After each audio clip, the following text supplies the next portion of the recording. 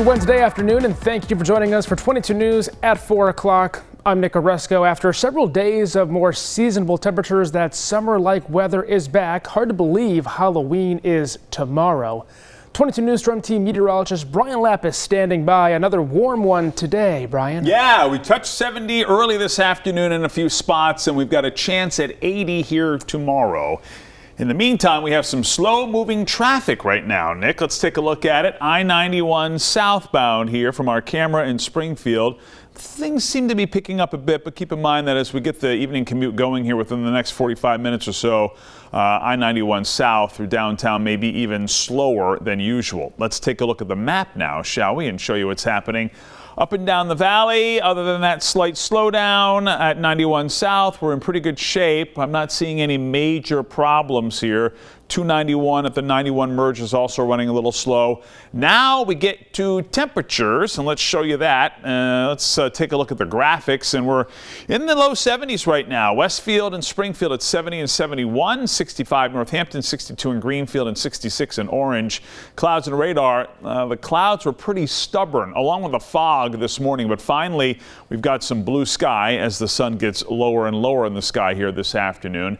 We'll track weather for Halloween with our 22 News Storm Team Skycast. It is official. After nearly a decade under state control, Holyoke Public Schools will exit state receivership before the end of next school year. The State Department of Elementary and Secondary Education took control of the school district back in April 2015. This morning, the acting state Education Commissioner Russell Johnston and Holyoke Mayor Joshua Garcia held a news conference to discuss the changes to Holyoke Public Schools that will allow them to finally get out of state receivership next year. The changes are remarkable, and they are making a difference for the lives of children now. There is more work to be done. We know that, and we know that the people who are leading this work behind me are the ones who will continue the district into the future. Since the receivership went into effect, the school district has increased graduation rates and invested more than $20 million in infrastructure. We'll have more on 22 News starting at 5 o'clock tonight. More than 100 firefighters worked to put out a large fire on River Street in New Haven, Connecticut. It started around 6:45 this morning. Smoke was coming from the second floor and grew to be a 4-alarm fire by 8 o'clock. So far, no injuries have been reported. 22 News will update the story as soon as more information becomes available. The trial of a National Guardsman accused of leaking documents is coming up, and his lawyers are trying to get him a shorter sentence. They say 22-year-old Jack Teixeira should be sentenced to 11 years in prison for his crime, saying he's essentially still a child. But prosecutors argue he orchestrated one of the most significant espionage acts in American history and asked the judge for a longer sentence. Teixeira pled guilty in March to leaking information about the Ukraine war and other sensitive topics on the social media platform Discord. He's being held without bail until his trial next month. Well, Eversource is looking to raise prices for natural gas in Massachusetts. Customers could see an increase of 20 to 30% in their bills. In a statement, Eversource says they adjust their rates every 6 months. The new rates reflect both natural gas costs and costs of their safety, reliability, and sustainability projects. The State Department of Public Utilities has to approve the increased request for it to go into effect. They will make their decision by tomorrow. The increase could go into effect as soon as Friday.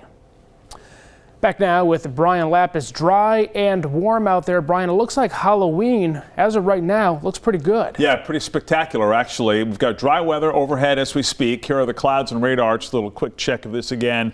You can see that we've got a few clouds around, and as we head into the evening hours, we'll call it variable clouds. So not 100% clear, but also not 100% cloudy. Here's 9 o'clock tonight, mostly clear in the valley, and then some clouds will roll in here during the overnight hours. So 6 o'clock here tomorrow morning, scattered clouds, temperatures in the 40s and 50s. partly to mostly sunny at noontime, and then right through the afternoon, partly sunny skies. So here's 4 o'clock tomorrow afternoon, partly sunny, and then we move into the hour of 7 p.m. tomorrow with a few clouds around. High temperatures tomorrow, 76 to 80, and we expect trick-or-treating temperatures in the early evening to also be in the 70s and 60s. So mild day here tomorrow. We cool it down for the weekend. We'll show you on 22 News at 5. North Carolina hospitals impacted by Hurricane Helene may soon get some relief from a critical IV fluid shortage.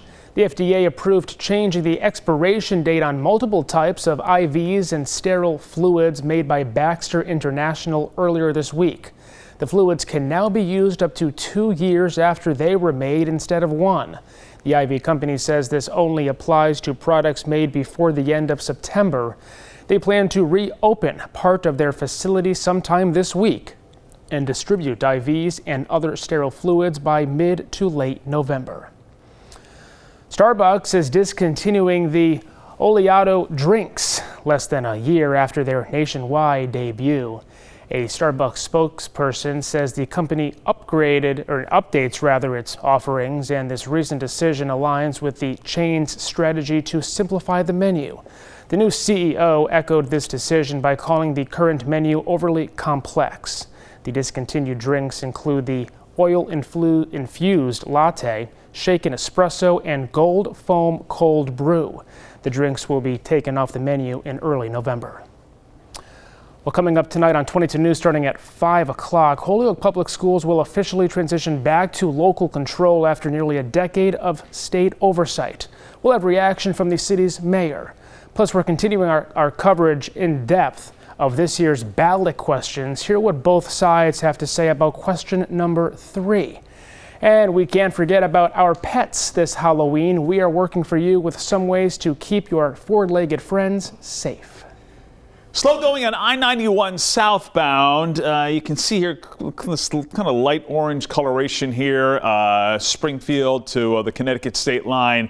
It seems to be improving from our cameras from downtown, but nonetheless, this may be a little bit of a slower go here as we approach the evening commute on 91 south through downtown. Otherwise, traffic is in good shape. We will update our warm weather for Halloween, and of course, we're always looking at the weekend's weather. Cider days this weekend. We'll talk about it on 22 News at 5. Brian, thanks, and thank you for joining us for 22 News at 4 o'clock. You can log on to our website anytime for the latest news and weather, always updated on our free 22 News app.